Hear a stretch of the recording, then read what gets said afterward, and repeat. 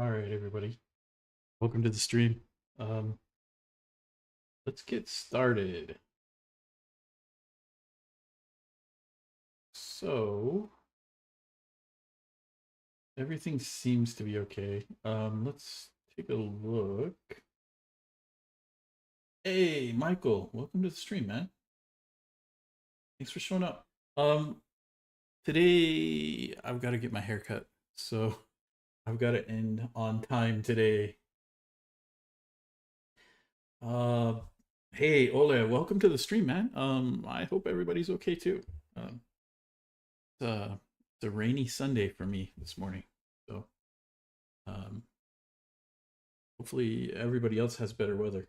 But welcome. We're in the middle of just finishing up our upgrades. Um, so we just upgraded Zod.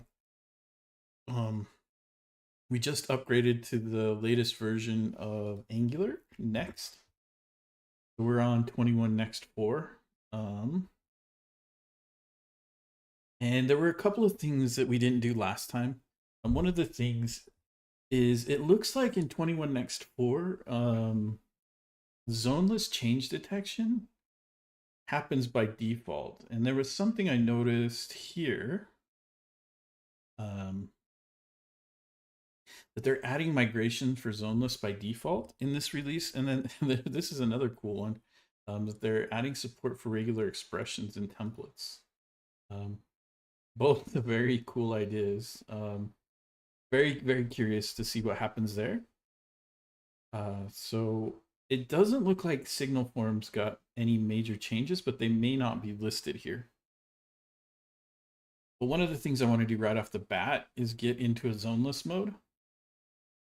So right now, if we go in and we go pnpm exec and we serve this application, well, that's going. Let's go ahead and stage all these changes and say we updated dependencies. One of the things that I had a problem with, and you guys may have seen this if you were watching earlier, but I just wanted to call this out because these supply chain attacks have been very real.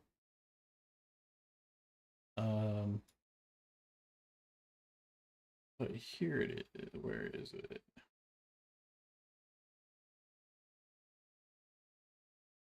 Here we go. So I was trying to migrate to the latest version of NX. I'm not sure what's going on. We're on 21.5.2. If we take a look here, we're on 21.5.2. I was trying to migrate to 21.5.3. But it says that, hey, it couldn't figure out the provenance of 21.5.3. This may be NX trying to deal with, the supply chain attacks that have been out there. I don't know. But for whatever reason, when I was using PNPM and trying to upgrade to 21.5.3, I'm getting this issue. And it's directing me, to look at Narwhal to see if there are issues and also to look at the npm.js package stuff, right? The interesting thing is we can turn off the NX skip provenance check if we wanted to. I think that's pretty cool that PNPM has that in place. Very cool. I'm not saying anything. I've got lots of good friends at NX, and the supply chain attack has been hitting a lot of really big packages. I think we as a community are learning that, hey, maybe our npm security needs to be upgraded, and I think npm is going to show those changes in the near future. I don't think that this is anything to worry about. I just wanted to give people a heads up if they tried to upgrade to 21.5.3. There might be some issues, but I don't really know what those issues would be outside of what I experienced, right? So let's go ahead and here's where we got to last time. This is our signal form right here. We can see that it is tied to the data that we're using, we can see that it's just updating in real time as we work through it. If we put if we put text in here, we're going to get errors. If we don't have anything, we're going to get an error. It gives us a min and a max, so that we could try and go over the max, and we're going to get an error. But the arrows themselves are going to help us there. So our form is working as intended. Hey, Anoxidus, welcome to the stream, man. Good to have you here.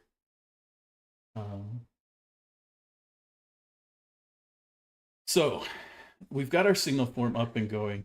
One of the things I want to do right off the bat is, and I was going to show this, we're not running zoneless right now.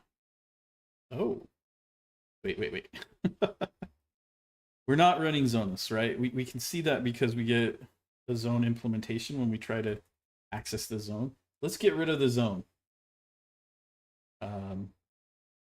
And that's why I brought this up, because I wanted to go through a couple of things in the breaking changes. So in Angular Common, the ng component outlet content is now of type array of nodes or undefined, instead of any array of any or undefined. This is cool. This is stronger type. That's really, really helpful. I'm doing really well today, Anoxidus. A name. Does that name mean something? I'm very, very curious about it. And so using a combination, hey, Tolstoyevsky. I am going to butcher your name. Thank you for subscribing, man. Tolstoyevsky? Thank you so much for subscribing. I really appreciate it. It means a lot to me. I hope I'm not butchering your name. For my American brain, reading foreign names is often a little bit difficult. So if I butcher it, please correct me. Just random. Okay, but I'm doing good too. Just working on my first desktop app. Your first desktop app. What are you using? And are you writing for Linux, Apple, Windows? Very, very curious. Some of my first code that I wrote a long time ago was in .NET. So I wrote an application in .NET that for an auto auction. When a vehicle comes into an auto auction, they have what they call condition report writers. And these are people who are really, really good at noticing damage on cars. And they walk around the car and they know every instance of damage, take pictures of the damage. And that way we can provide an estimate to the people who come into the auction and say, hey, if you fix these things, this is what it's going to cost, and this is how much more you'll make on the auction. So that was written entirely in .NET. But the fun thing about it is I actually wrote my own peer-to-peer network for that application, and that peer-to-peer network shared the damage types and pricing information and cost to fix across all the auctions. So your tablet, as you were walking around, we were often in bad like wireless. So if your tablet could connect to another tablet, it would share those prices peer-to-peer. If it couldn't, then it would connect to the wireless network if it was there and share those updates back to the server. And then the server would make sure to get those out to all the other tablets as they got into range and stuff like that. It was a lot of fun. So very cool. Hey, Akila. Wow, welcome to the stream. Tari with Next.js. Oh, wow. You're using Tari. See, I've never, you'll have to tell me how that goes. I've never actually done like desktop development in anything web-based. So Tari and Next.js, that sounds very, very fascinating. Very curious how it goes. Sounds cool. Lets you use the skills that you've already got to do desktop development. Um, anyways, one of the things I did want to call out is that provide zone change detection. So the common way to do this is removing the zone.js polyfills, which is what we're going to do now. But what this is saying is that this won't disable the internal Angular scheduler. Um, so it's saying that even in zoneless, all Angular applications now use the same scheduler. And those with zone change detection provided include additional automatic scheduling behaviors based on ng zone stabilization. So basically what this means is that any Angular app is now going to use the same scheduler internally, but when you go to zone, it's also going to add another scheduler for you that's going to the various things on the ng zone, all settled and all of those various things like that. Those all come from ng zone, and the stabilization mechanisms and things are going to be provided with additional scheduling behaviors. It also says that Angular no longer provides change detection scheduler for Zone.js based change detection by default, meaning that you're not automatically opted in as of 21.0.0.next4. We were on 21.0.0.next3, so we were automatically opted in. That's why we have Zone. And so if you want to do zone-based change detection, you have to provide the zone change detection. And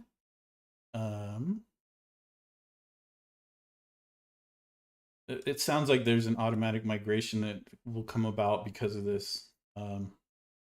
So module ID was removed from component metadata, and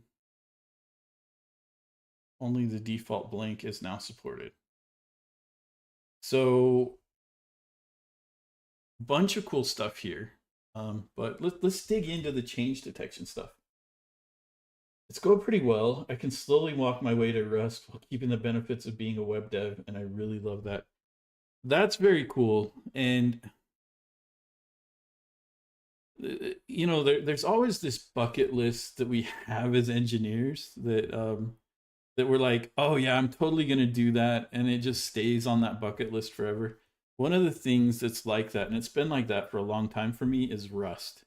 I really want to learn Rust. I was my very, very first code that I ever wrote was PRS Basic. If you guys don't know what that is, so Radio Shack partnered with a brand called Tandy. They made what they call the TRS-80 line of computers. TRS-80 was the Tandy Radio Shack brand. The first computer that my parents ever bought was a TRS-80 Color Computer 2. And I don't even remember how old I was. I was probably about 10 or 11 at the time. It was back in the 80s. And so I'm trying to remember. I might have been younger. I might have been like 7 or 8. I'm trying to remember if this was before the NES or not. I think it was before the NES. So this would have put it in like 84 or 88. 84 to 85. Maybe 86, somewhere in that line. But the TRS-80 booted up to a basic environment. So you were writing basic programs from there. And then there were commands to save those to like floppy disks or cassette tapes. We never had floppy disks, so we had cassette tapes at that point in time. After that, I didn't do a lot of programming. I dabbled a little bit, but then I had a neighbor. So like my first serious programming language was C++. And so Rust has a very Rust is very interesting to me because, man, I made some mistakes in C++. Leaked some memory, shot myself in the foot, array access issues, all of the weird bugs, right? And stuff you could do with C++, I did them. Um, and so Rust is definitely on my bucket list. I recently got auth working for my app. For that, I had to set up a database, an auth provider, and a REST API. And I'm quite a beginner in all these things, but it's functional. So, first of all, Anoxis, way to go, man. That kicks ass. Um, Here's the thing. Nobody is an expert um, from the get go. Um, Everybody had to start at the same level you're at. The difference between um, so my favorite types of engineers and developers to work with are the ones that are curious, the ones that will go do things on their own. The fact that you um, you set up a database, you set up an auth provider and a REST API, and right, you probably didn't know a lot of what you were doing. You probably made a ton of mistakes, but the great thing about all of that is that you struggle and you struggle and you struggle, and then you succeed, and that feeling of success is so awesome. But I just love curious devs. I love and engineers who just dig into things, and people who are just like, hey, I don't know how to do this, I'm gonna go figure it out. um, I'd much rather work with people like that than than people who are like, hey, I don't know how to do this, can you figure it out for me? um, because I know that I can trust people who have been in the trenches to understand what it means to be in the trenches, and to understand what it means to be frustrated, and to understand what it means to make a mistake a million times until you finally succeed. Um, so keep it up, man. You're on a great path. Um, it's really cool that you figured that out all by yourself. And the battle scars that you'll wear from making your own mistakes are going to make you that much better in the future. And in the modern era of AI and things like that, um, you having those battle scars and recognizing where things can go wrong, where things can go right, and be able to speak to that is way more valuable than the code that you write or things like that. The the ability for you as a human to look at something that AI produced and go, that's all right. Or go, oh no, no, we need to dig in here and make sure that we don't run into problem X, Y, and Z. That ability is going to be way more valuable in the future than I think people realize. So keep it up. I'm really impressed. Very, very cool. Anyways, let's get back into zone change detection. And let's get rid of the zone change detection in our code right now. And I'm realizing I haven't started up WebStorm yet, so let's hope it works.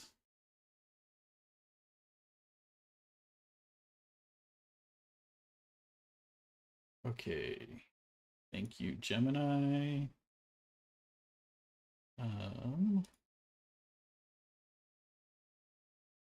So it looks like everything's going okay. We want to take a look at our app. Nope, that's not what we want to take a look at. So we want to take a look at our main.ts.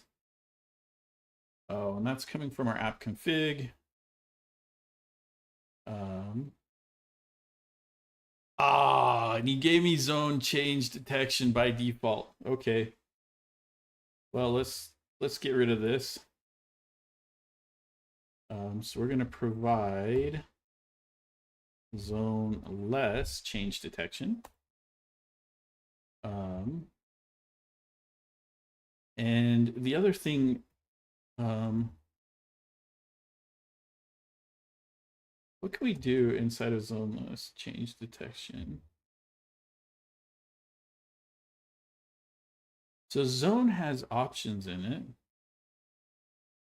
Zoneless. Does zoneless have options in it? No. Which makes sense because there aren't really events like the event coalescing and stuff. Um,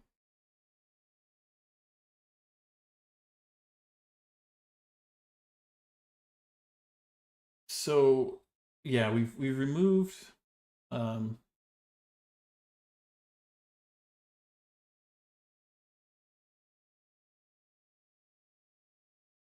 so the APIs that we have to use now are our change detector ref and stuff like that.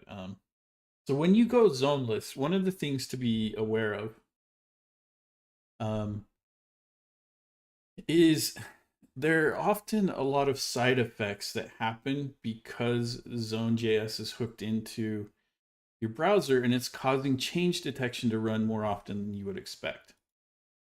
Um,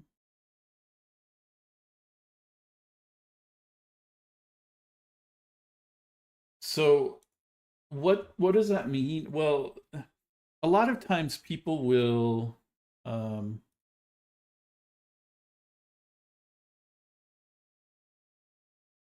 so a lot of times when people this this grabbed my attention really close too. Um, I so React has this notion of error boundaries. Um, and you can look at error boundaries kind of like bulkheads between your components. Um, so, like, say this is the global error handler, which is provided here. And let's say this is our component, right? Um, with React, you can put kind of these global error boundaries, and they work kind of like bulkheads, right? And if you understand the concept of bulkheads, bulkheads are basically things that can drop down. You'll see them in sci-fi a lot because maybe there's a breach and part of the spaceship is um, has been exposed to space, right? And the bulkheads will drop down to seal off that area from the rest of the ship so that you don't vent atmosphere from the entire ship. Uh, it also happens in like submarines and ships where if there's a rupture on the side of the ship and water starts leaking in, they can drop bulkheads in place to prevent the water from going more than that section that's contained by the bulkhead. That's the way these error handlers or these error boundaries work in React, right? Like you could have a component and you could have a parent component, um, and you can have these error boundaries. Um, and these error boundaries can catch certain types of errors and allow other errors to bubble up to other error boundaries until you hit the global handler. Um, I'm very, very curious if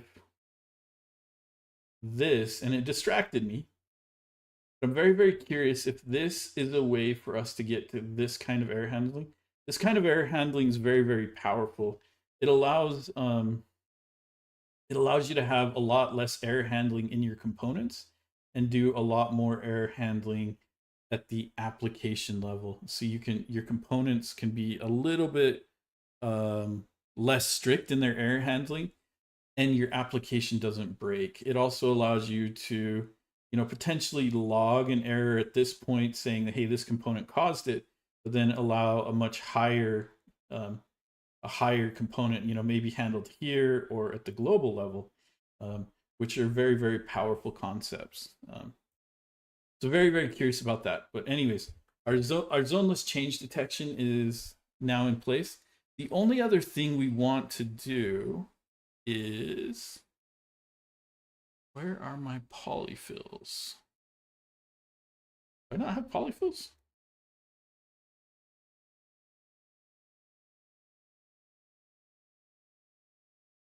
So if I, hmm,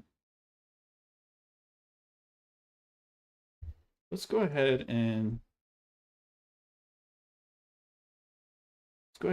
kill this and serve again, because I just want to get to a state where we're in a clean we're in a clean state and we can see what's going on. So here we go. We're now in that clean state. Let's go take a look here. So we just want to make sure everything's working. It should work because we're using signals. So we can see we're getting proper errors and all of that. So that's all working. The other thing I want to see is, so we've still got zone in place. I want to make sure we get rid of zone. See, and there's my polyfill.js. Let's see, where are my polyfills coming from?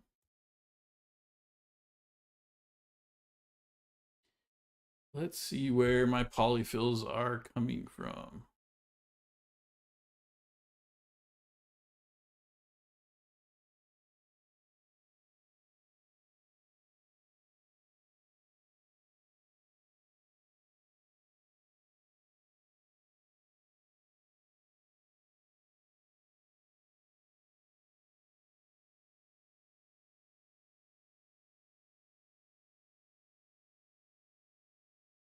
Let's just see if I can, there it is right there. So it's in my package JSON.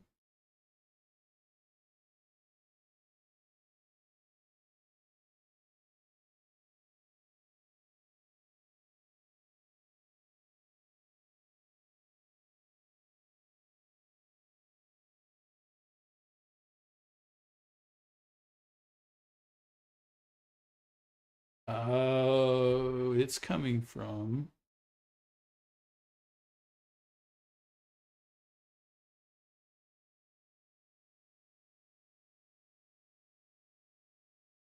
interesting.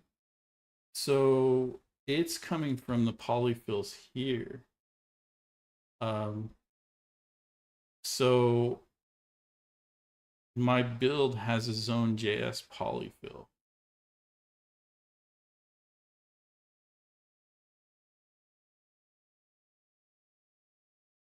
Production, development, serve, and test. So one thing I want to do is my polyfills are under the options, and then the output. So there's the options. So it's just under options. I should be able to add polyfills here because some of these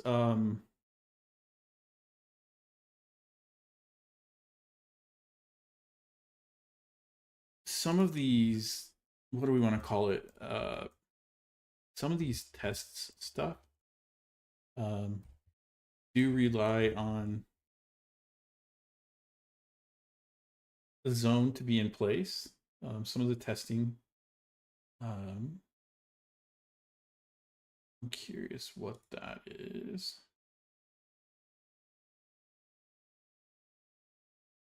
So let's get that one in place. Lint won't need that. Serve. We might need it for end-to-end if we add end-to-end. But for right now, we'll just leave the polyfills with zone.js here. So let's go back here. And let's go ahead and serve this again. And now we should, like, zone should be gone. We shouldn't get, like, our polyfills should have a whole lot less in them.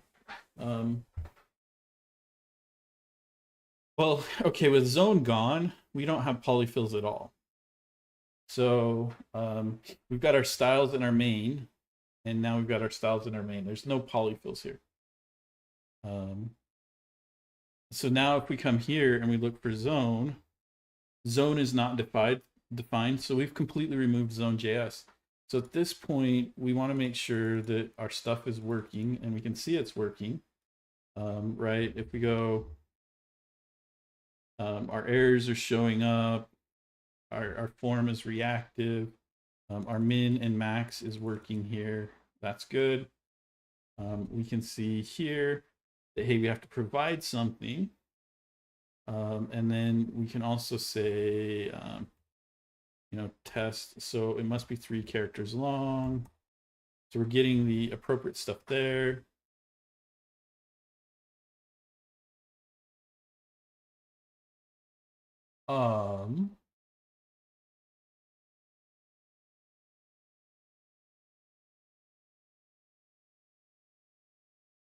So this is interesting, and I want to take a look at this in the future. Um, but Angular is telling us, hey, you've got a track expression that's expensive. So based on the collection itself, um, we're having to reiterate the entire collection because our track by identity. So in our for, Angular is warning us, hey, our for expression might be a little bit. So it's this right here, I think, that's causing our issue. We'll take a look at our track by, but this is why like track by index can be a problem. Is because track by index could cause you to have to reiterate the entire collection, which then causes a whole bunch of recreations and fun stuff like that. This is expensive operation requiring destruction and subsequent creation of DOM nodes, directives, components, etc. So you can hurt yourself with an improper track expression, is what Angular's warning you here, and I love it. I'm here for it. So we'll investigate that too. I love this a lot. I don't know when it was added. It's just something that I just noticed. But we got our polyfills out. One of the things to do this is just to recognize that the project JSON in NX is where it is. This is probably due to us using NX and not due to Angular. Angular might have the polyfill file still. I'm not sure. This is the NX one.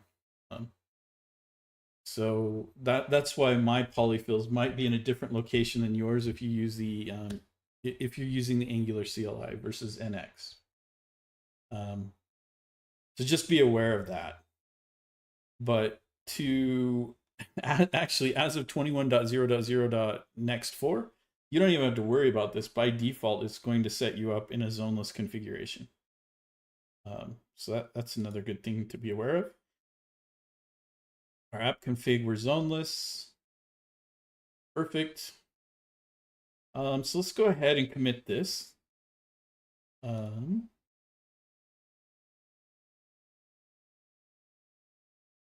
So we go zoneless and remove zone.js polyfill. Go ahead and commit that and push it. And is it not showing YouTube comments? Oh, wait. How?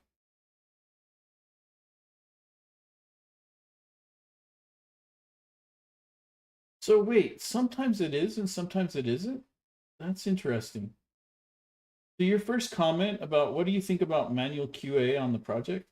I'll keep an eye on YouTube because Aquilas came through, the subscription came through. And your first one, wait, why did that one not show up? There's Aquila, Anoxidus. That one comment, your one question that happened about 5 minutes ago, man. Sorry about that. So what do you think about manual Q&A on projects? Ooh.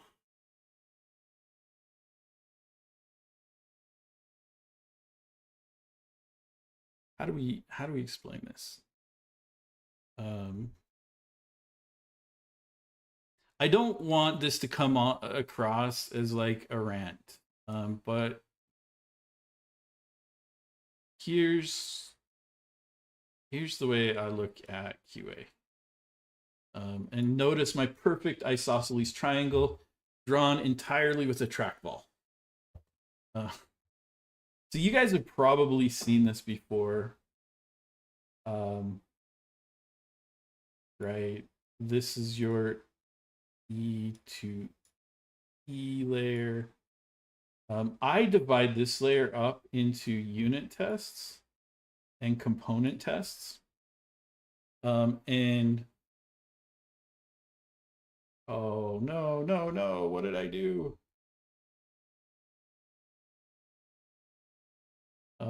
It's probably best if I were to do this in something like Excalibur. Let's do that instead.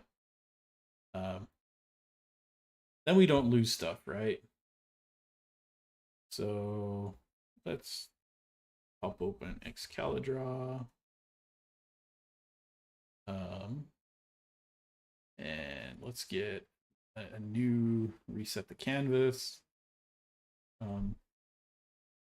And let's get our test pyramid up.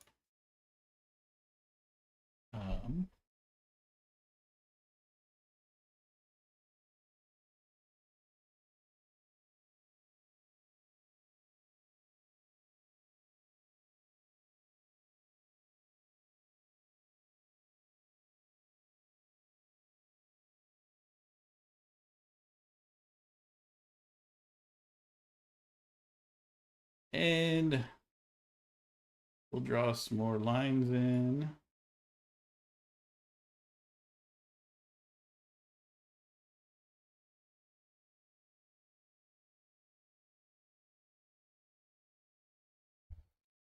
And so right here is our unit tests.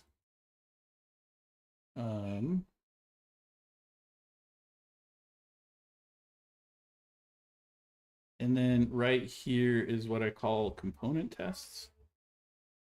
And then right here is what we call E to E or integration tests, right? And then at the very, very top, this is QA slash QA slash manual testing, right?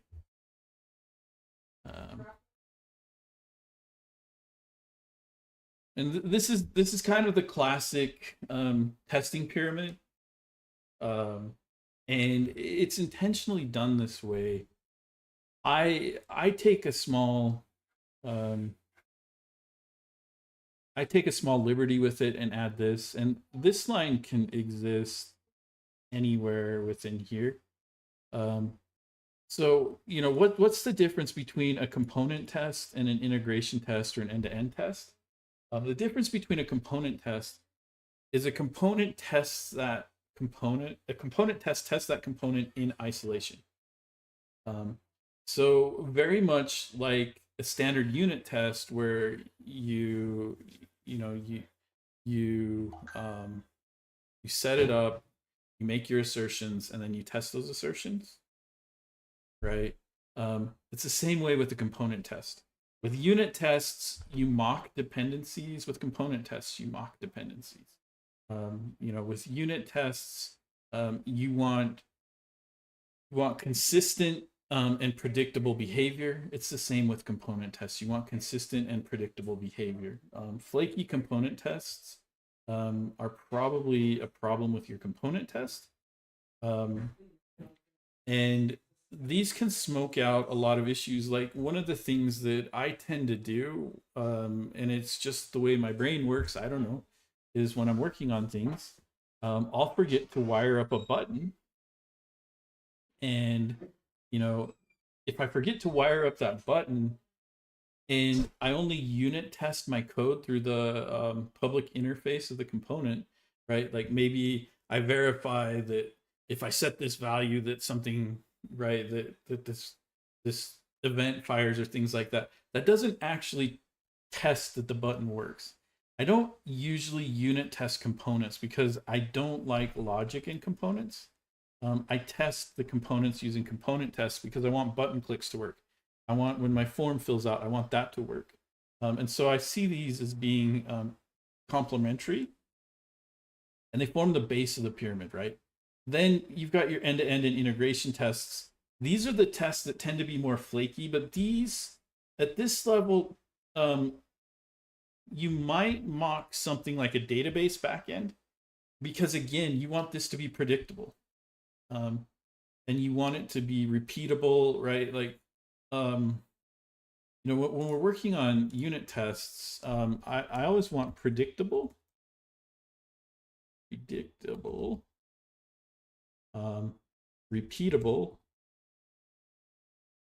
and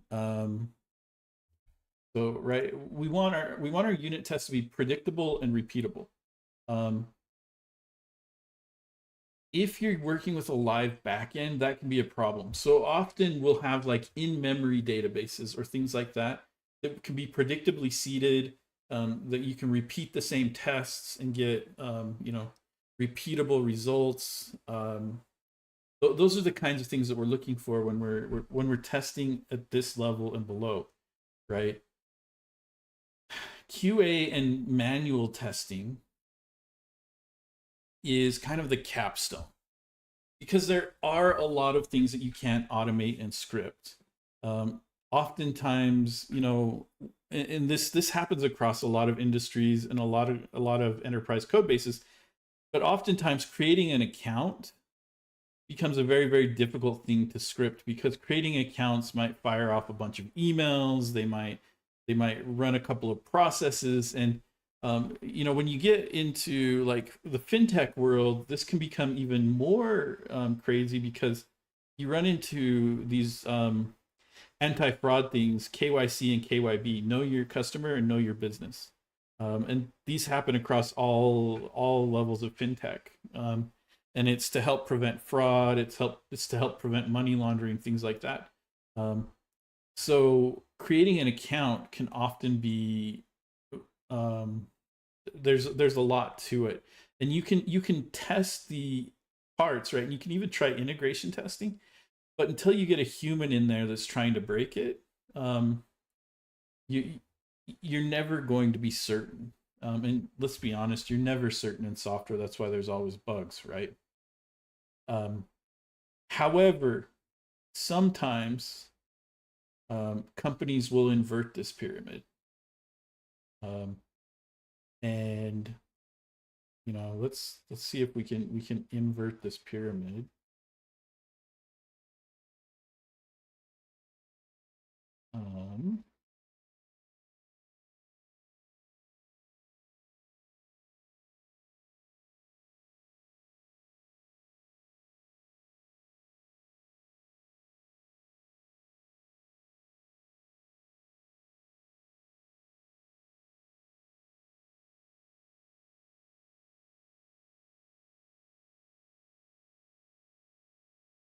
Oh, come on.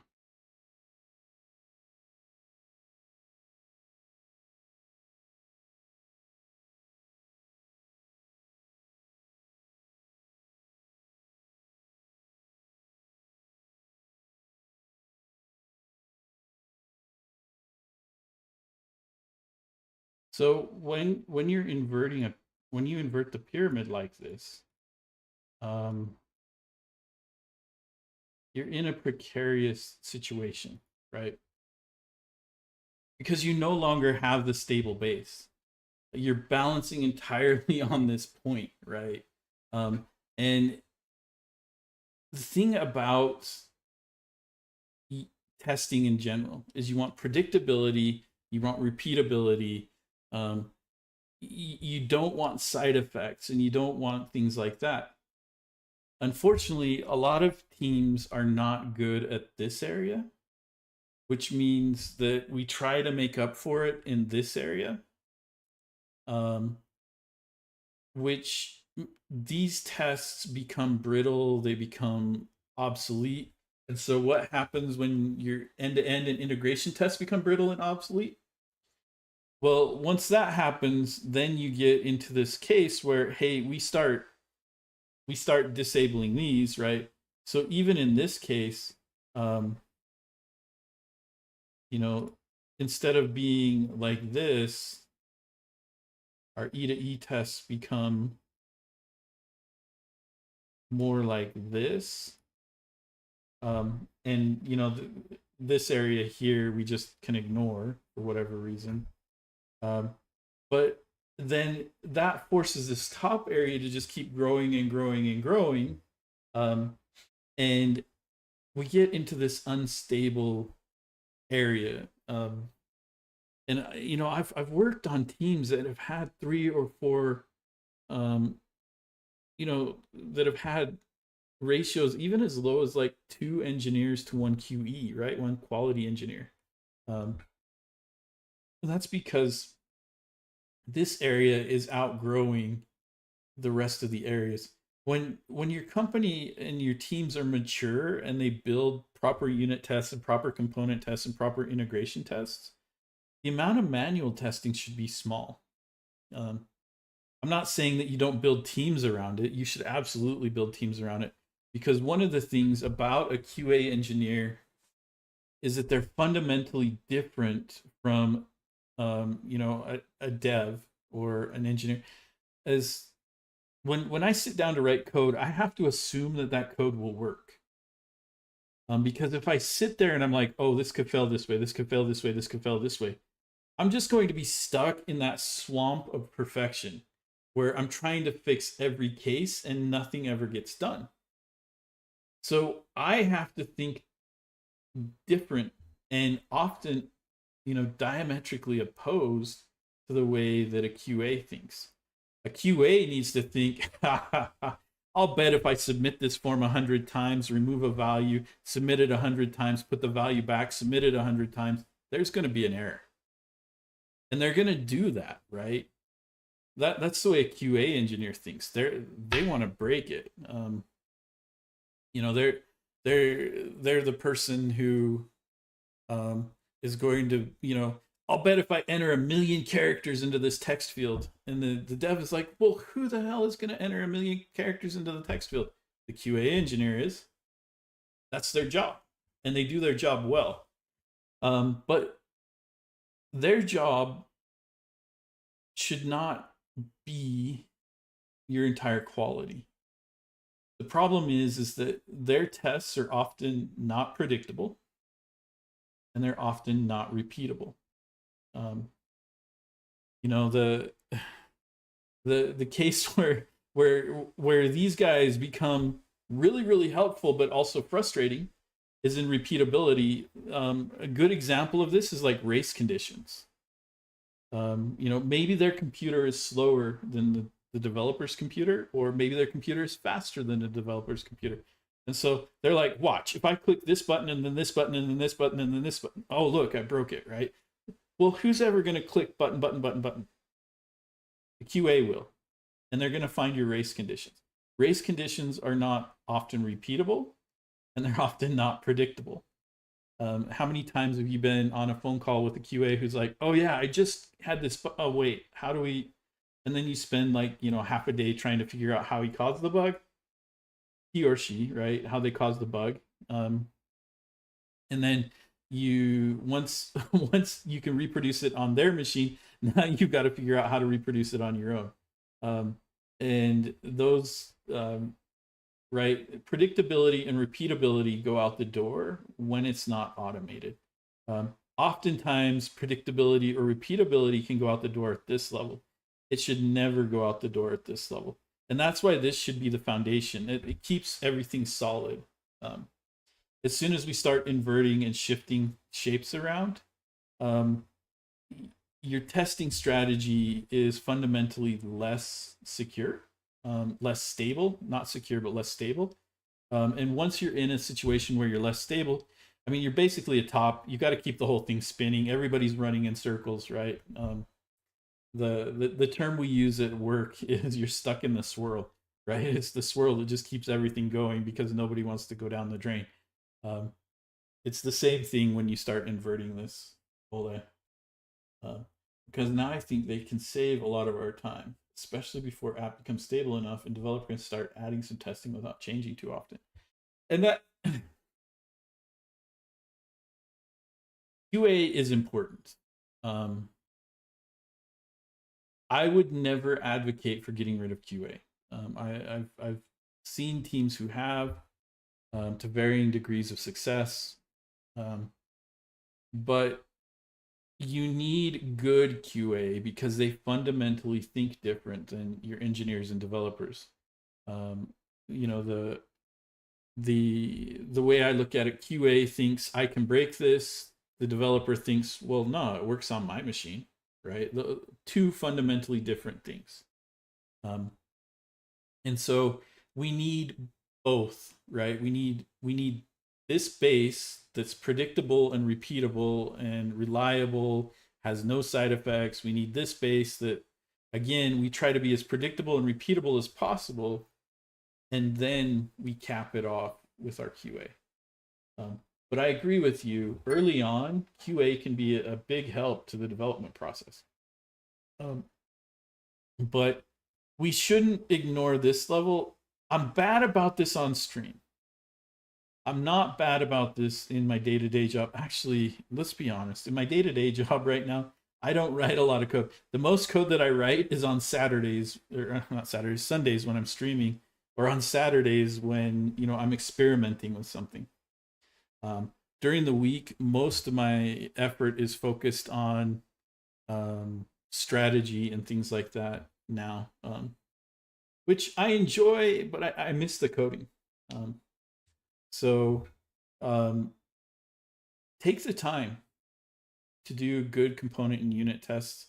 It will only save yourself trouble. On stream, I don't do it as much as I should. The problem is testing test everybody's interested in testing, but stopping and doing testing in the middle of something is less interesting to the viewers. And unfortunately, when we're coding like this, the the reality is it's still an entertainment platform. So I have to be cognizant of my audience and things like that, and make sure that we're being entertaining. Otherwise, you guys could go watch the football game. You guys could go watch, whatever else you want to watch. Um, if I wasn't streaming this morning, I'd probably be mowing my lawn, and then maybe I'd sit down and watch some anime or some sci-fi or who knows what, right? Um, so, um, first of all, thank you guys for being here. I'm glad I'm entertaining enough to bring in people, but second of all, know that you should be doing this. I don't do it entertainment purposes. And that's the problem with us content creators, right? Um, we focus on entertainment because we have to. Anyways, hopefully that answers your question, Ole. But let's get into a little bit of Zod, because that's what I really wanted to get into today. We got to zoneless. No problem, man. And anybody who's here, feel free to ask questions. Um, the way I look at this stream is, um, my job here is to help you guys level up your career. So if you guys have questions, bring your questions. Um, I want to help you level up your career. If you're a junior dev looking to be a senior dev, ask me questions. Hey, I'm a junior dev. This is what I do. What can I do to become a senior? Right? If you're a senior looking to move into maybe staff or architecture, ask me questions. How do I move into what I'm looking for? I you know I recently moved into kind of what a director role at my company.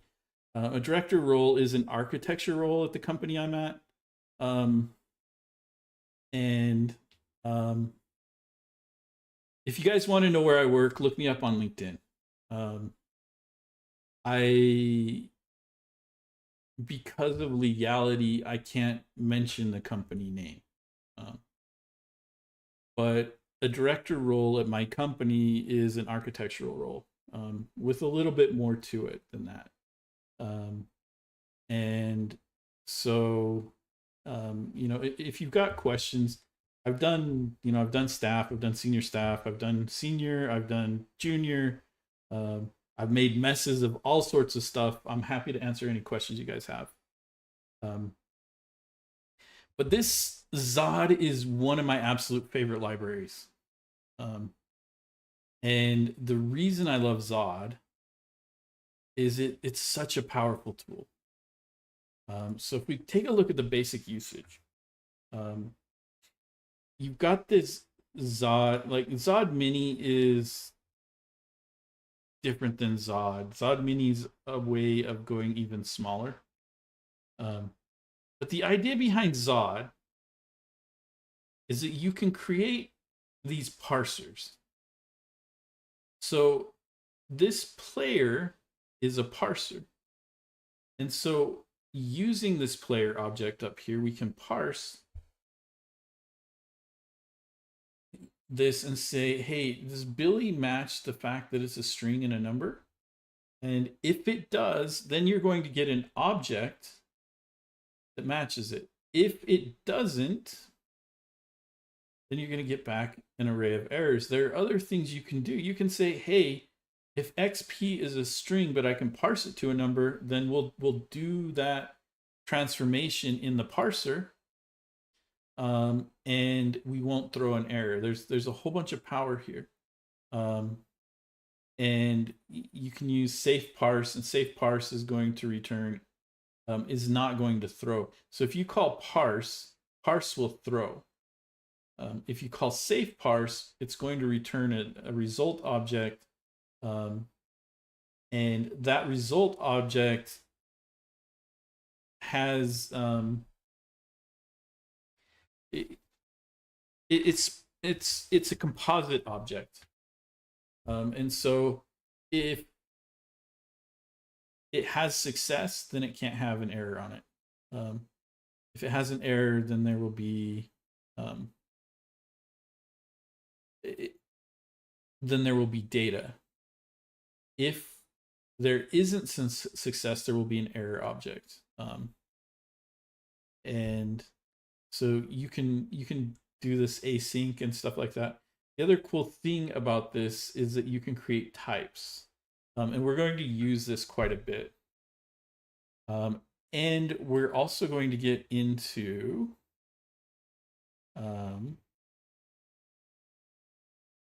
we're going to get into errors, and all sorts of stuff like that. So we can take a look at all sorts of errors and things like that. But what we want to do is we want to use this inferring type. So we want to build a parser, and then from that parser, we're going to infer a type, and then we're going to use those. And then once we've got the parser in place, I want to use that parser to do the form validation for us. So you can see already we're talking about things like schemas. And when we look at our app, and inside of our to-do, down here, well, actually, I think it's up at the top, right? Yeah, notice that we've defined a schema. And this schema is saying, hey, the ID is required, and all of that. Well, I'm curious, can we create a schema that uses Zod to create the errors? And this is where we're going to get a bit into the weeds, and we're probably going to fail a little bit today. I do need to be watching the time. We've got about an hour. I've got to end on time today. I need to get my hair cut. And so I've got to end on time so I can be on time for my haircut. But let's start by moving this model out of here, and creating our own Zod schema that matches all of this. So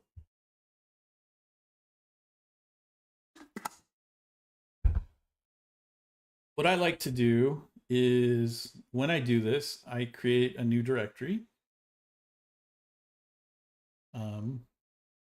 In the new directory, I just call it models. And where did my models go? Right there.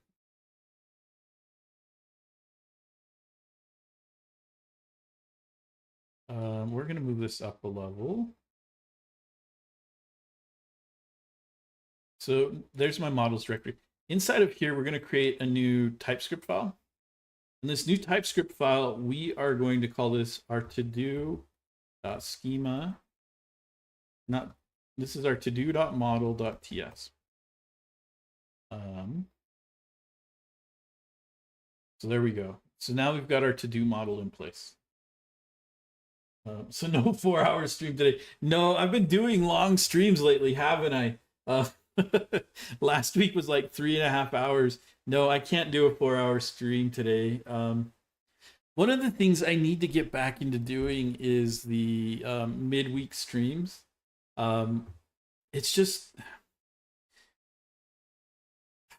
I need to figure out my sleep schedule a bit, I guess, because I'm so tired by the time I ride the train home on my Connect weeks. My Connect weeks, I ride the train. Takes about an hour. I head north into Salt Lake City. Hi, sweetie. And so it's an hour in and an hour back. I have to get up early, and I'm just so tired that I'm like, I don't want to do anything. So I'd burn out so hard weekday streams. Yeah, I was doing so I was doing a Sunday stream. I was doing a Monday night stream that I moved to Tuesday night. Those and I was doing a Thursday stream. So I was doing 6 hours of streaming. And then on Saturdays I was editing for like 8 to 10 hours, and man, that kills you. I I hear you, Dota 2 attitude. It gets tough being like it's a real grind, and I have mad respect for content creators that are producing content at that level. Even when I stopped editing videos and just started putting them straight up on YouTube, um, the amount of time I spend preparing for this Sunday stream probably is in the 4 to 6 hour range. Um, because I want to make sure that I've got good content for you guys. I want to make sure that I've vetted what I'm doing. A lot of times I like to go into things blind. Um, and by that, I mean that I haven't tried what I'm doing. So today I haven't tried anything about what I'm doing, but I've done research on Zod, right? I've done research on my signal forms and things like that. I haven't done research on integrating Zod with signal forms. So we may fail spectacularly, or we may learn some stuff. Who knows? Um, it has to be possible to do this. I think there was a comment somewhere from somebody who said that they use the standard Zod schemas, but I can't remember if that was in reference to resources or signal forms, and I can't find the quote, so I can't tell you. But um, we're gonna get there. So let's go ahead and go into our to do, and let's grab this to do model and this to do schema. And we're going to copy these over here.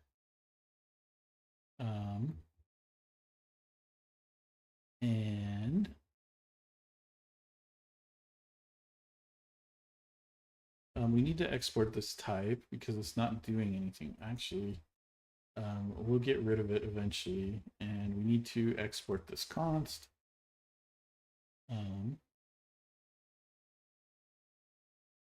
And what is it complaining about?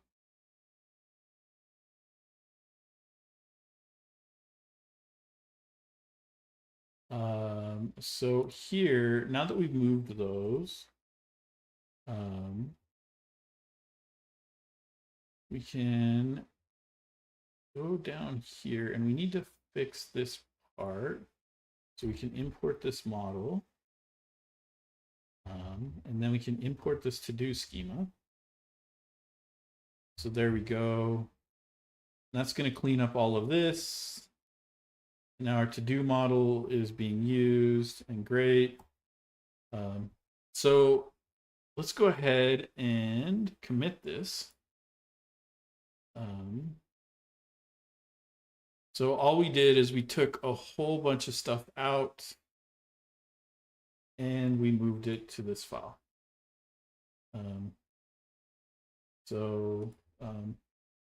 We moved to do model and schema to models folder. Great. Go ahead and push that. That one link I sent has a Zod example. Really? I'm gonna have to look that up. Did you send me something while I've been streaming? I haven't been watching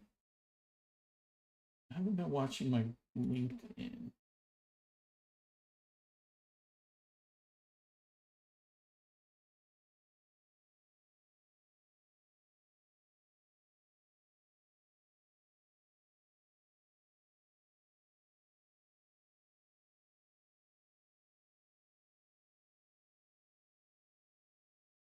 You're talking about the pull request, Michael?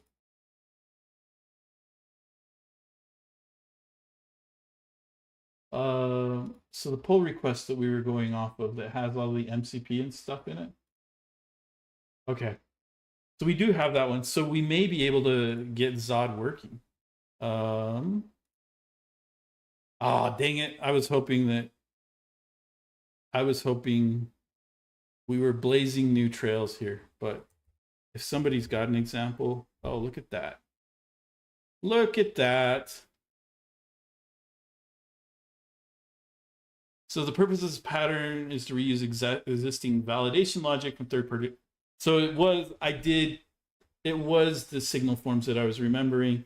They've actually got an example. Validate standard schema.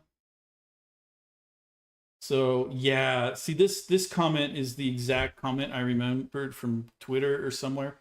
But validate standard schema that integrates a standard schema compatible validator like a Zod schema into your signal forms validation process. So if we look, so already we've got what we're going to do here. Yep, we're going to do this also. Dang it. Oh well, this is cool. This is really, really cool. That means that we can use Zod to do all sorts of cool stuff like this. So here, validate standard schema form registration Zod schema. So, oh man, that's so easy. That is so easy. I thought we were gonna have to write some stuff. They made this way too easy. They took away a lot of my content today. How do you complain about somebody making your life better? So, hey Marcus, welcome to the stream, man. So I should have read ahead, Michael. This is on me for trying to go into this blindly, right? But if you guys want to see a preview of what we're doing, this is it exactly. We're going to create our schema. They're even doing a refinement here, which is really, really cool. So one of the cool things about Zod is that you can refine. So the first thing you can do is parse it. So once you've parsed it, then you can refine your parsing. So notice here it's saying, hey, if data.password does not equal the confirmed password, then you can add errors. And this path matches this. This is a really powerful thing about Zod. The cool thing about this is that you can apply this schema to data that comes from an API. You can apply the schema to data that's pasted. And that's what we're going to do to show off the power of Zod, is we're going to add a text box where we can say, hey, paste in JSON form of your tasks. And we're going to use Zod to validate it, but we're also going to use Zod to validate our signal form. So this is the preview of what we're doing today. So let's do this, right? So first off, let's create our Zod model. So we want to export, and here I typically call it a parser, but we'll do export const. You know what? We're just going to comment this out, and we're moving this to the top on purpose. Because we're going to export the type to do model by inferring our schema. So now we can say it's a Zod object. So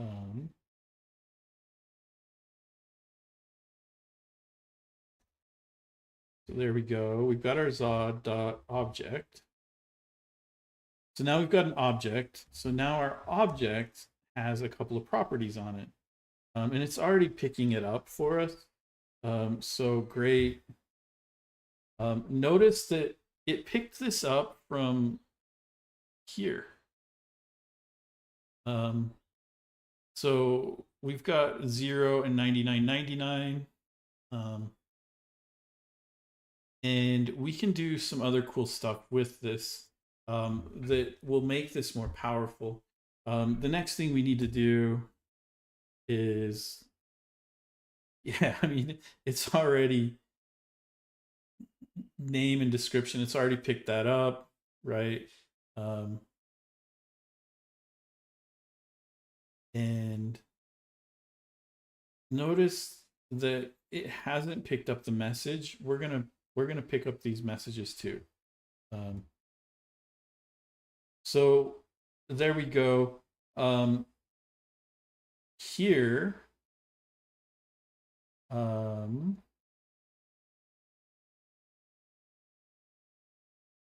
believe it's here that we can add our message in.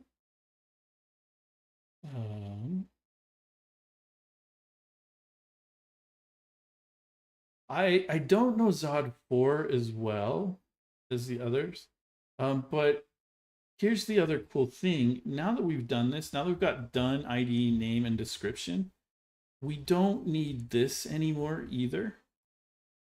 Now we can just say, hey, export type to do model equals, and then we can just do a z.infer. And here we just infer to do schema.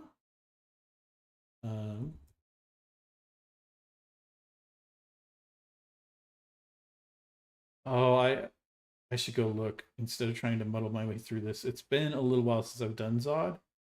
So here, okay, so it's just a generic. So if we go back to our code here, instead of this, we switch to these and type of to do schema. And that's it. So now if we look at to-do model has done, description, name, and util, and all of that stuff on it. And ID, right? So we've got done, ID, description, and name. And we can even say, hey, you know, const test equals, and we can even say test to do model equals, and here we can see that, you know, if I can do done,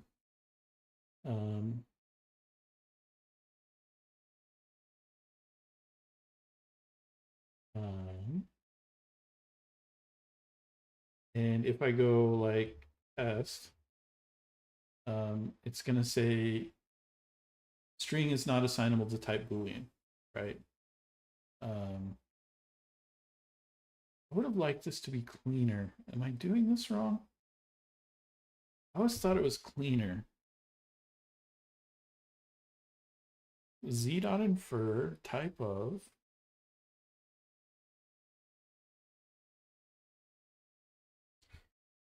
But if we do false here, it's going to be fine. Notice that it's also telling us that, hey, there we go. We don't have the ID, name, and description, so it's already telling us that these are required. And so, you know, if we have our ID here, we need a 0.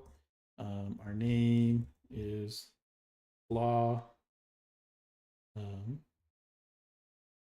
And our description is blah. Notice that it's not picking up that this doesn't validate. So there's a piece here, right? So name here could be this, and it doesn't care. But if I make name null, oh,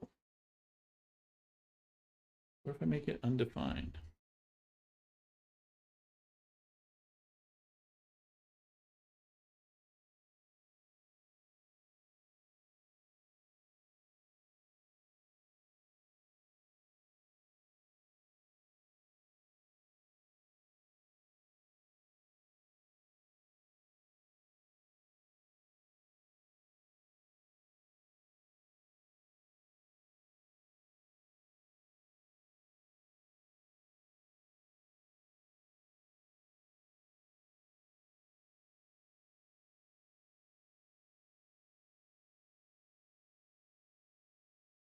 That's interesting.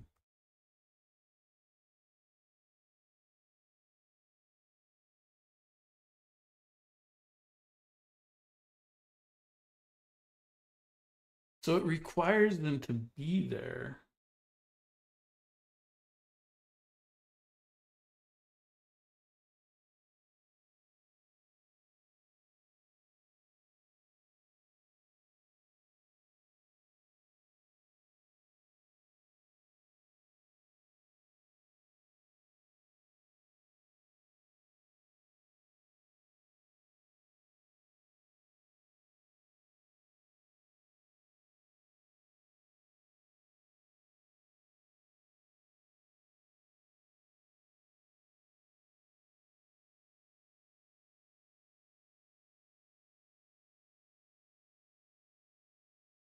Does a position of non-optional matter?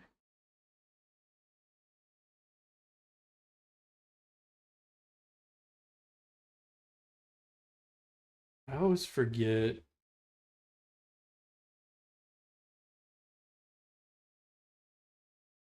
I always forget with Zod. There's a way to make it so that these can't be nullable.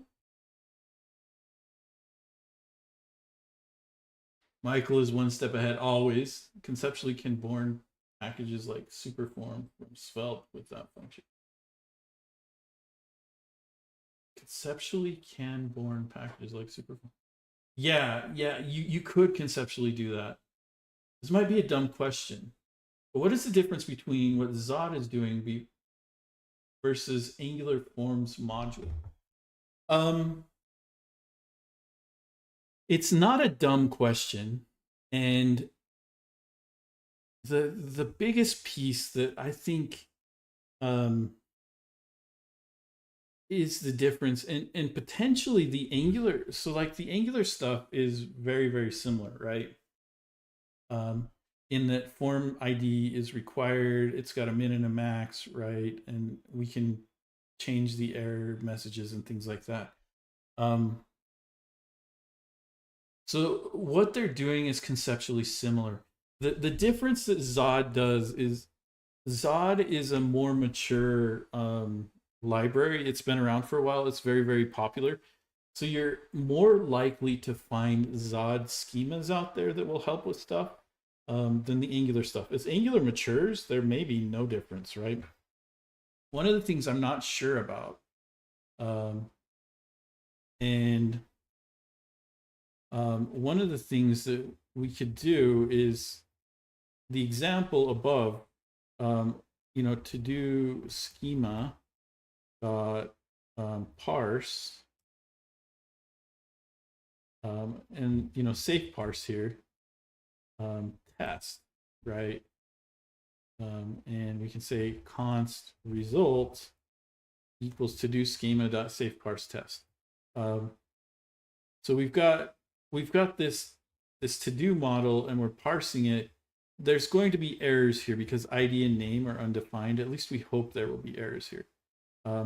If we take this, I don't know if we can do the same. So let's call this to do schema Angular.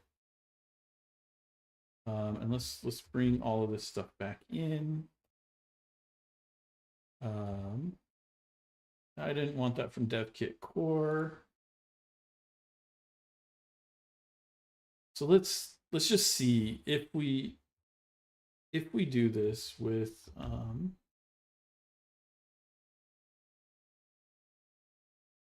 we want this from signals. We want this from signals. We want this from signals.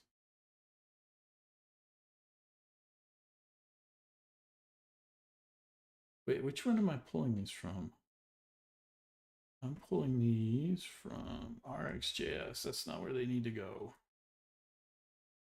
We're going to go min max. We're going to give min length here, Zod, and wait, where did that come from? Oh, no, not from Zod. It comes from Angular. There we go.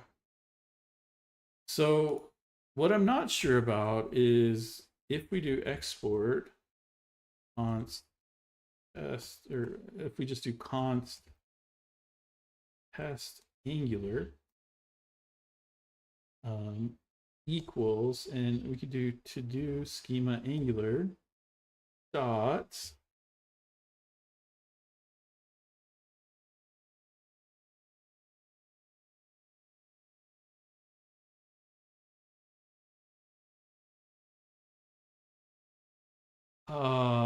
what is the type of to do schema Angular?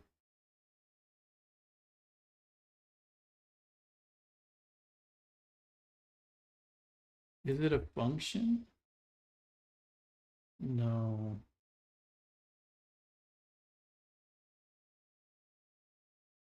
So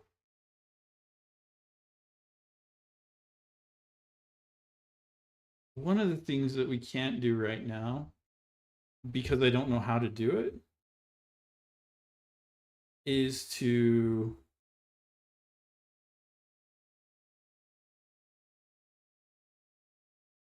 maybe it's this par function. No.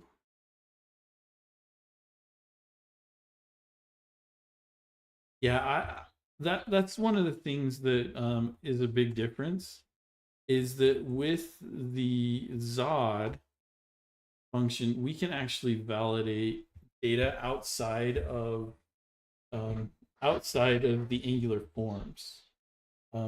So this result can have an error on it and things like that.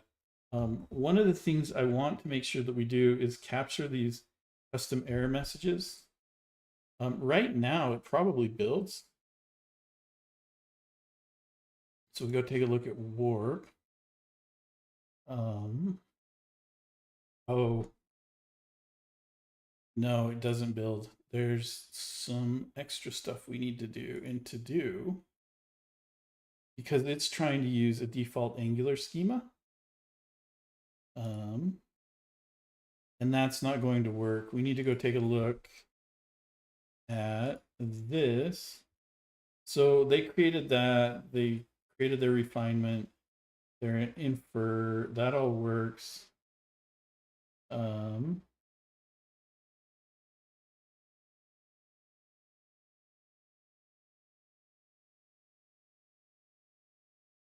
so we've got the registration model. Registration schema.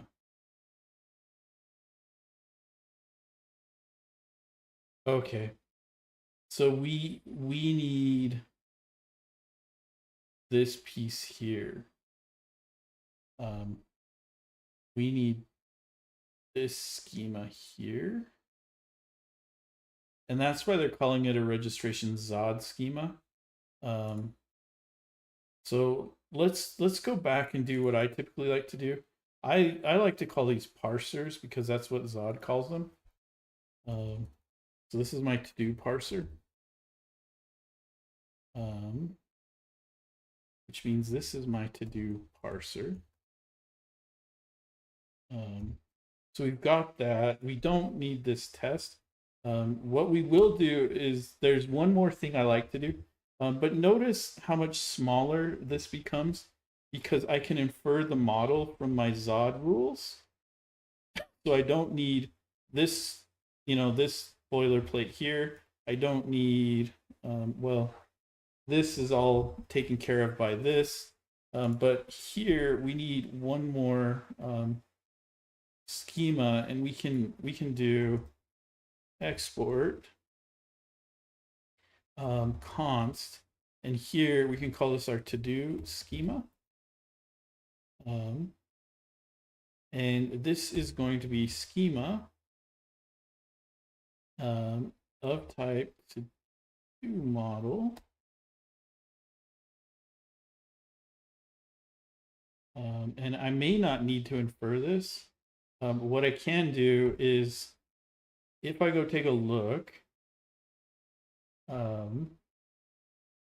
I need to have a function that takes a form and then validate standard schema, form, and registration Zod schema. So here, schema takes a form and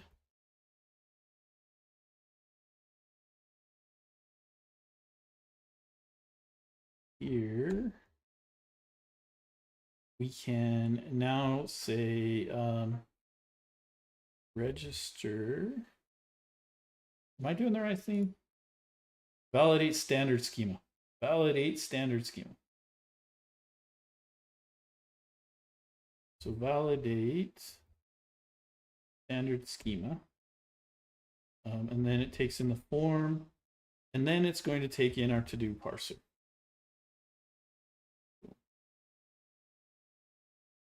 It doesn't know the type of form. So we do need to tell it that this is a to-do model. And now everything works. Now our to-do schema works. So one benefit to using Zod is this is a lot smaller. It's also better. It's also better documented right now. As long as you know how to link this up, right? The Zod validation is better documented. If we take a look, it looks like it crashed. So let's reserve it.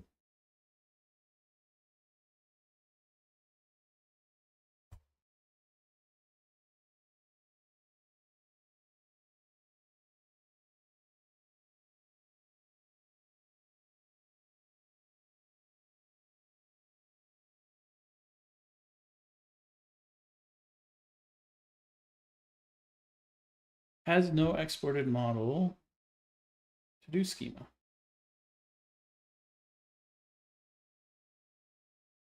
It does.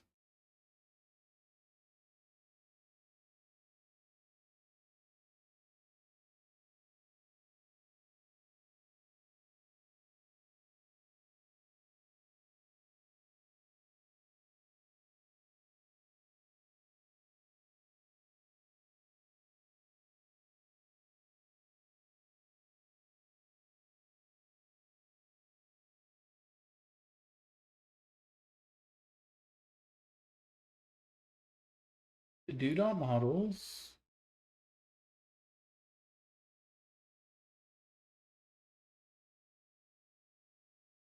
Why doesn't it like this?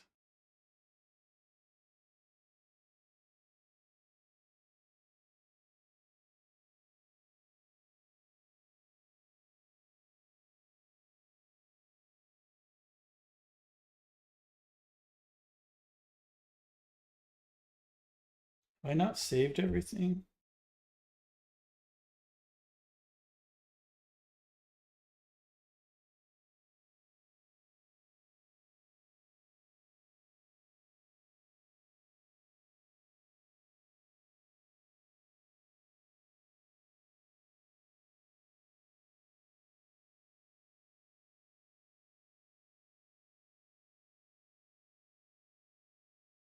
Oh, there we go. Once I saved, must not have had my save going. Interesting.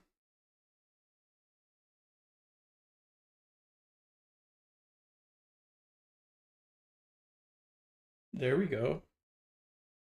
So we can see that this is changing. We're not getting the min and max here. However, as soon as we go negative, we get our error. If we delete it, we get our error. Our signal forms. We're getting an error, but we aren't getting the message below it. And interesting. So we've got a couple of errors, but we aren't getting our errors to show through. So let's go take a look at our to-do.ts. And up here, where we've got this pre, let's also add another pre tag. And in this pre tag, we're going to go with form dots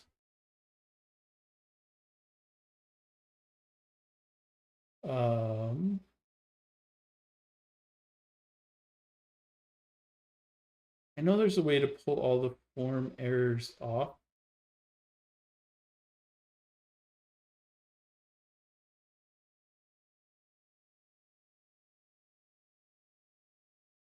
Can I just grab the form.errors and see what that gives me?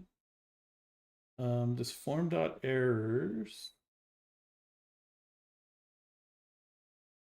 to JSON.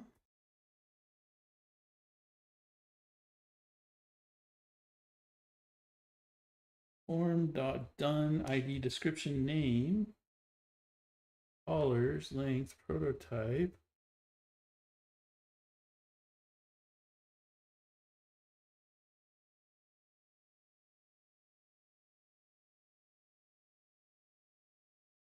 Let's just see if we send our form to JSON, what do we get?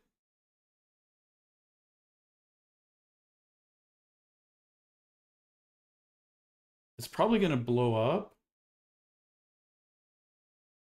It's not giving us anything.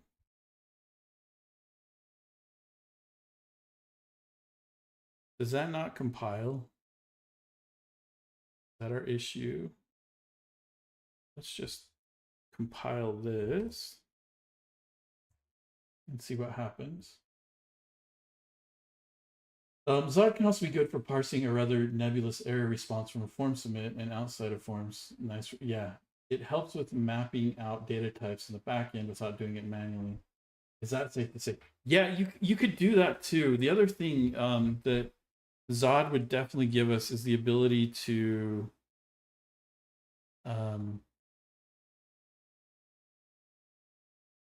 it would give us the ability to, what do I want to say?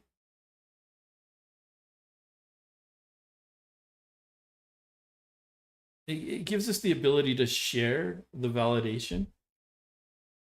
So you could actually move this out to an npm package, and if you are using something like Nest.js on the back end, you could share your Zod types across. Um, so that's another possibility, right? So something that's not Angular can use your Zod validations, whereas Angular is going to be very Angular specific. So that's another good way to put it too. Um, but Zod's just a very powerful does form. Does this work?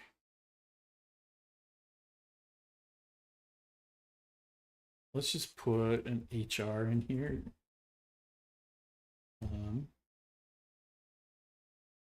And we'll put another HR here. So we get some lines between the stuff we're trying to show. And this is a little bit of, okay. So we're not getting cyclic. Okay.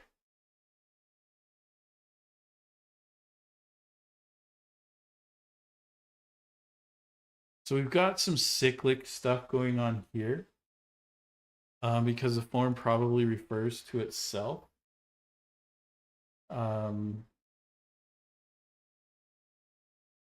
Does form dot, oh, there we go. There we go. So form itself doesn't have anything on it except for these, the controls. The form signal, on the other hand, has our errors. Let's see what our errors are now. There we go. This is what we wanted. So now, oh, dang it. So we're getting errors, but they're not showing up in the errors array.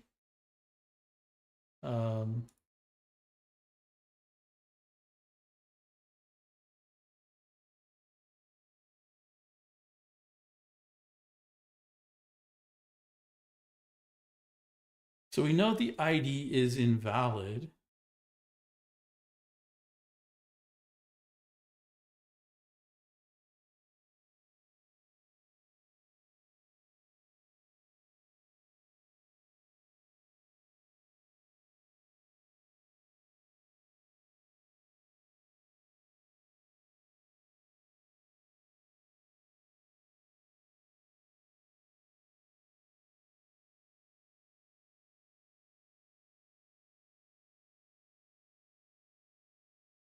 Control dot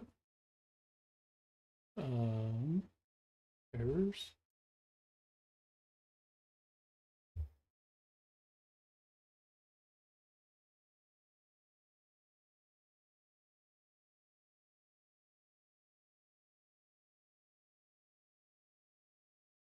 So controls should be an array of,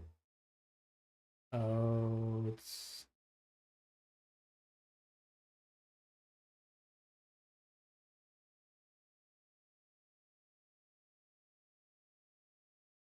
I should be able to map this.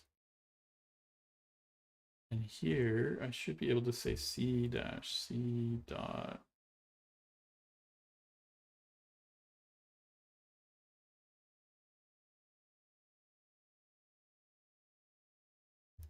What is the type of C here? C does not exist on type to do. Wait, what is map?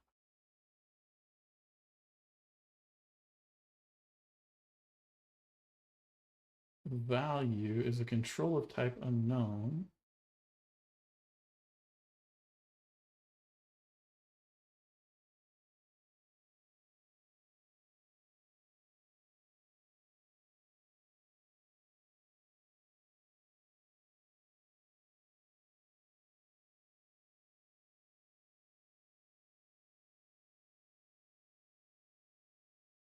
Fine, we'll put our controls there and just see what we get.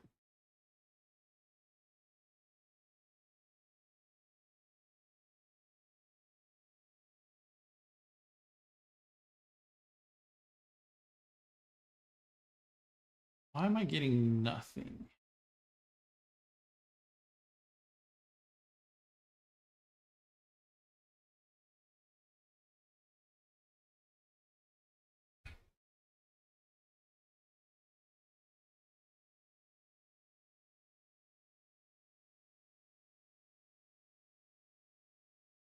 Can we even see what's in the form value? So the form value is there. So that one works. Form dot controls. I would expect that one to work, but so it did build, but our form dot controls has nothing in it.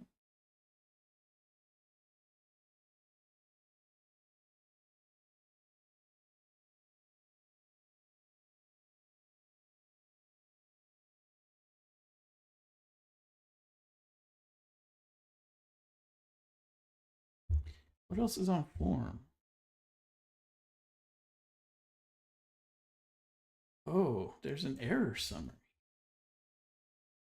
What does error summary give me? I would expect nothing right now. Oh, there we go.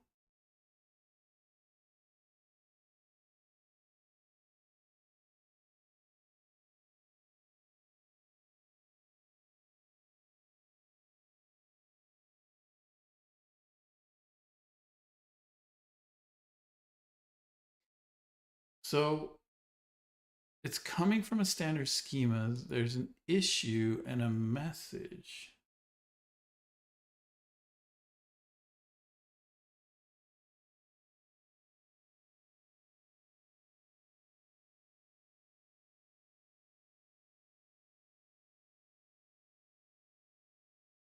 So now we're getting a too small on this also.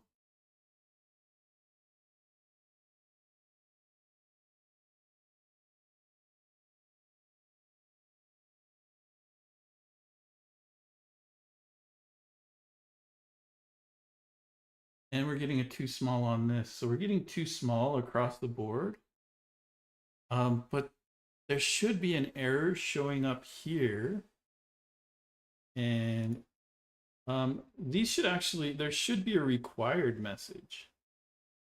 So if I take this out, we're still getting, our message is too small. So the validation is happening. The problem is we're not getting this error to the form. So we've got an error summary.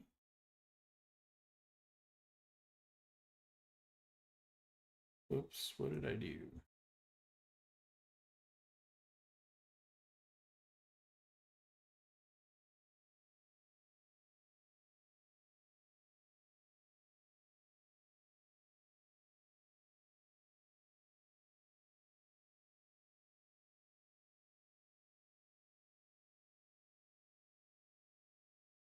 Let's take a look at this error summary again. Is it tied to the right field? That's the other question. So here, standard schema. So the path is ID, the path is description.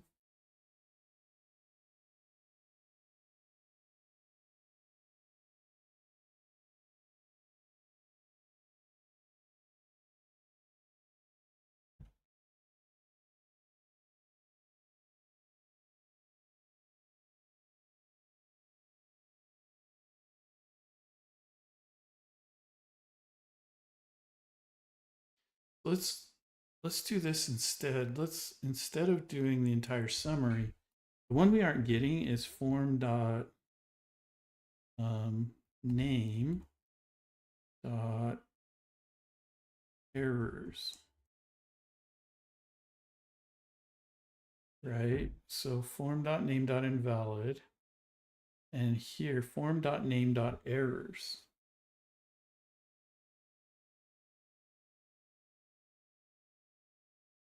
So my error message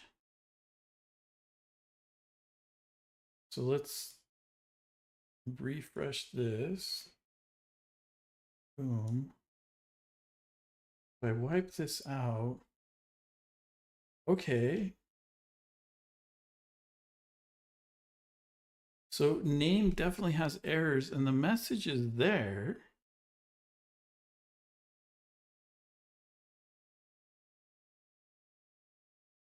So in my to-do,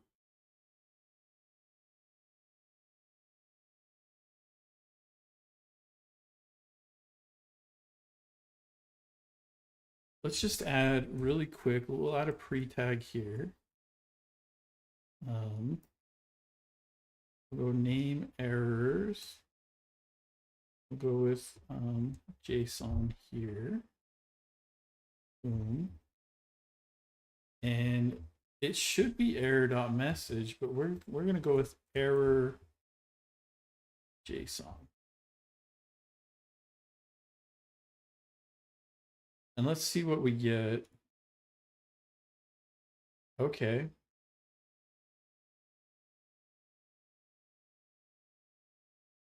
So we've got no errors. Boom. Here, the message is too small, expected to have that. Kind.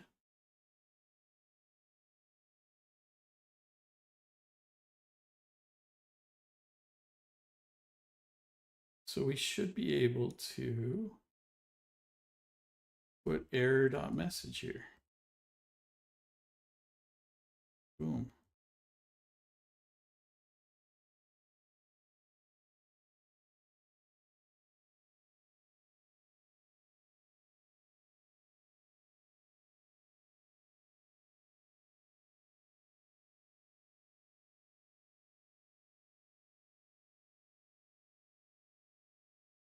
Oh, it's issue.message. Issue.message.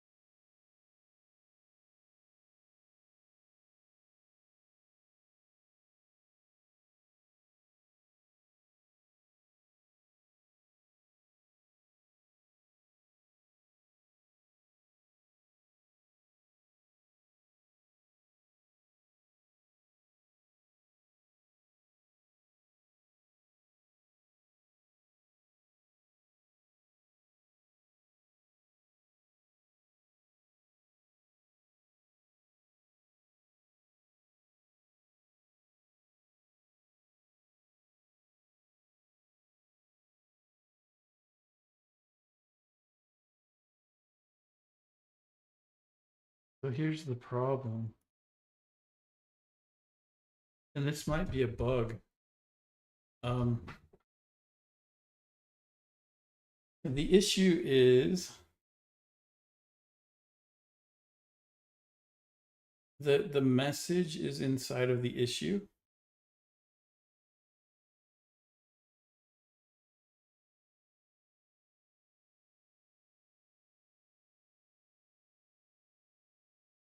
And that is a problem. We can get around this by using this for right now.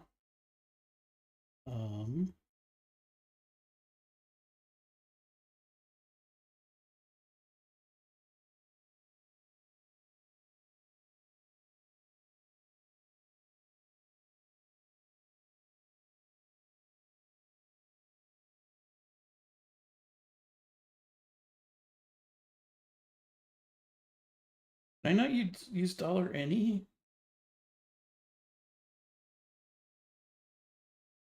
Yeah, it should be. There we go. Never mind. It figured it out. So now if I refresh this,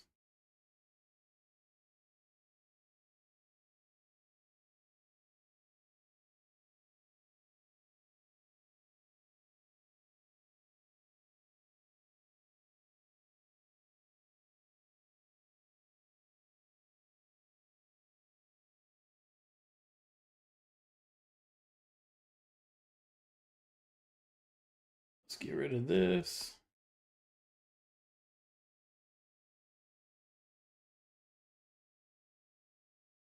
Yeah, so there we go. So now when we wipe this out, we get that. So there is a small issue, and we can take all of this stuff out that I was using. I'm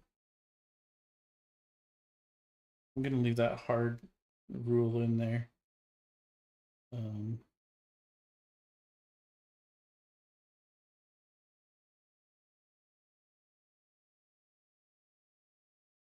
So unfortunately, oh, this is where the track by. So it's on these as I'm going through these errors. We can also just do our $any here. And this is probably more due to it being pre-release than anything. Actually, let's before I'm like, hey, this is probably more for. So,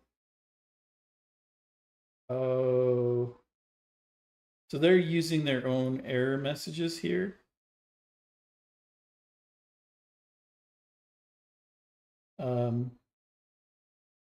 They're saying if there are errors, they're using their own messages here.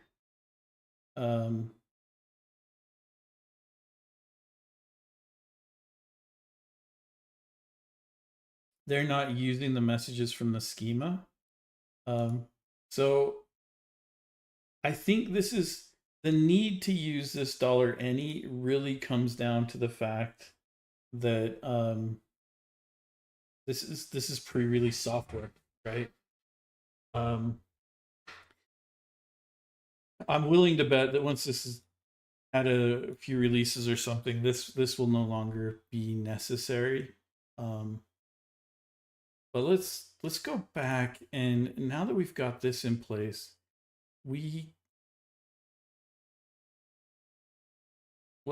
of the things we can do is we can make this input for the ID no longer be number. It can be text.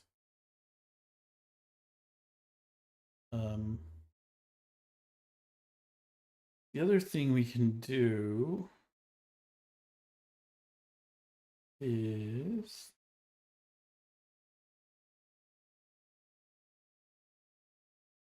I want to make this a factory function.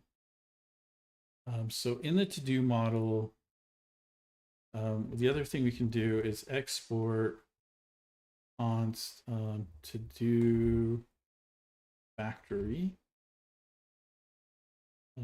Or actually, we'll just export a function to do factory. Boom. And it will just return that for right now. And I like to do this kind of stuff because, and this is going to return to do model. Boom. I like to do this because we can add stuff to the factory, right? We could make a partial here and have default values and things like that. So we'll be using this to-do factory a lot more. For right now, we're just going to do that. And we need to import that. There we go. So what we're doing is we're taking a lot of logic out of the form. So if you noticed right now, our to-do really only has very little stuff in it.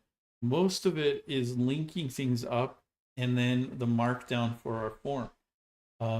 That allows us to test the model. So we can test this factory function and make sure the factory function behaves how we would expect it to. we can test our parser and make sure the parser behaves the way we would expect it to. Um, and this is the power of something like Zod. Um, and this is the power of moving, uh, uh, of building, smaller pieces, right? Of composing our UI from smaller testable pieces. If we go back to the idea of the flashlight, these become our batteries that drive the form, um, and we compose our form by putting together smaller pieces, um, and it becomes a very, very powerful way to look at things. One of the things I want to do before I end, and I've only got a couple of minutes, but I would like to get a required value in here. So if we go look at our form right now, we turn this back into just an input. So now if I do A, B, C, D, we'll see that we're getting an error here, um, which is cool. If I do 1, 2, 3, oh, it's not seeing it as a number. Um, okay.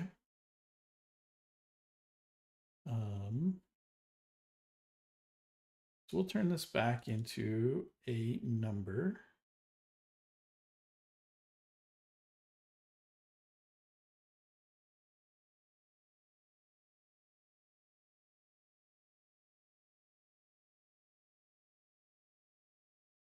That'll do that. One of the things I want to do is look at changing the errors based on whether they're required or not.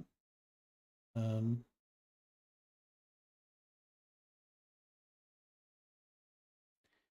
so right here, we can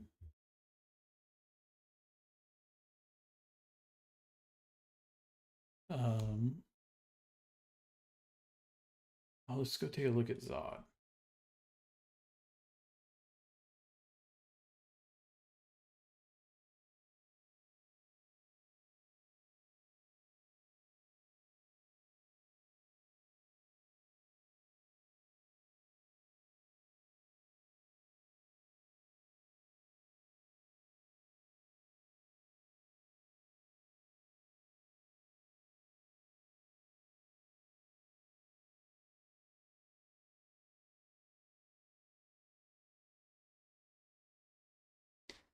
Where do we customizing errors? Actually, let's look at defining schemas, and you can do coercion here.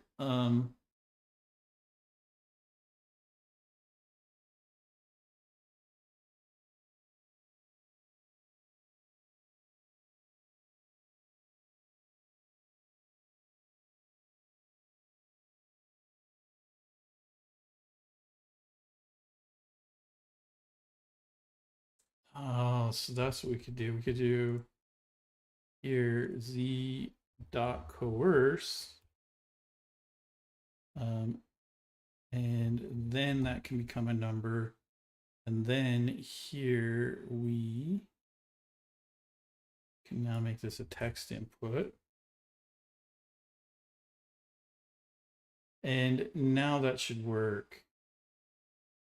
So now if we come back here, we refresh. Right now it's a 0, but now if I put in like test, it doesn't like it. But if I go 1, 2, 3, so now we've got a text input, but it's going to tell us that it has to be a number. So the coercion is a powerful piece here too. So we can do type coercion in our parsing.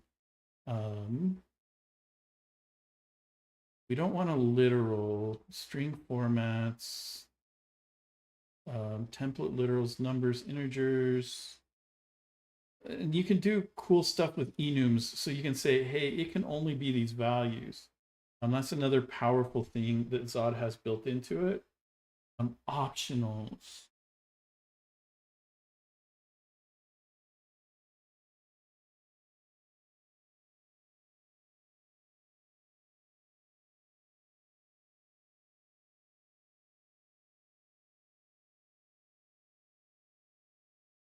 So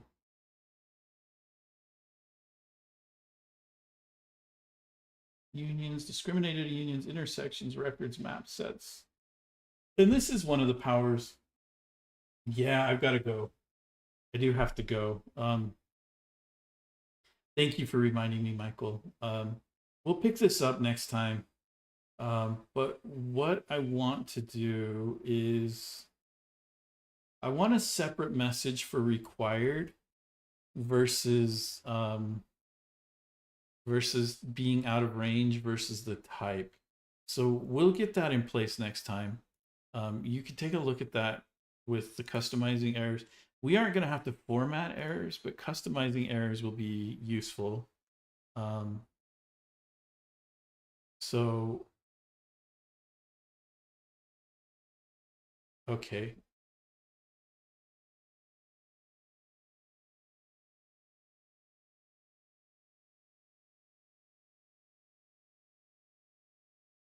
So we can just throw those things in there. Um, Easy. We'll do that. Thank you for the reminder, Michael. You guys have a great rest of your day. I will get this stuff up on GitHub once I get back from my haircut. Um, and I'll post about it on LinkedIn and Twitter then, so you guys can pick it up then. Thank you, everybody, for being here. Hey, Marcus, thank you so much. It's great to see you. You guys have a great rest of your weekend, and we'll see